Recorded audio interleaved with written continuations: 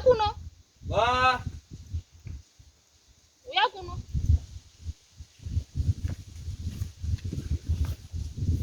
Adiwa. Sakadata wani ndo kamera ndio. Ayo. Karapas. Sikaze koda ndikutume msibiti kuna ne 25 years ndokutuma ku msibiti shwa. Ndwana ndokutuma kwa mbuya kuti ndalopa msibiti 25 years. Au ukuthi zvo ndiremera. Se uchida kungondiomesera upenyu hwangu hwanoda ngozvidaramira zvakanaka. Urete zima. Ne makore mangani yo. Ndiri kwanza 26 years gore rino. Ndine varume vangani pano iyi? Ndine varume vangani ndipindure ndikutaura newe. Kondeta zima. Baba vako vakaenda kunoforoma zvitina uko last week. Vakapuwa 200 vakakutengera mabhuku. Havazvizivi kuti uri kuita metsi vakakupa mari yokubhadhira kuma extra lessons kumetsi kwauri kuenda.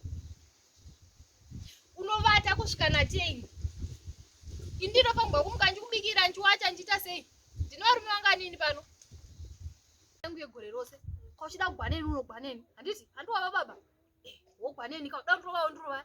Kauda kundiuraya wondiuraya. Wondoudza ambuya vako mai Jessica vaunokwera uchindenderedzana nemwana wavo. Ukamumitisa unomupei iwe pano? Ndakakuti chera mufudze mudanga umu kukwera zuro. Wakambobata kana piki? Hauna.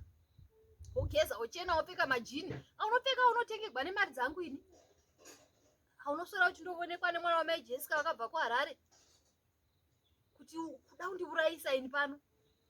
Ngozara mugara. Ndozvandakudanira sarudzo yava yako. Kana mafunga kuvaka musha unondiudza ndokupa zvipoto. Undogara kumba kwenyu naJessica. Handiti? Majini angu ashuwa ndokutengera. Ndozvangwazvida nazvo. Mari dzangu. Baba wako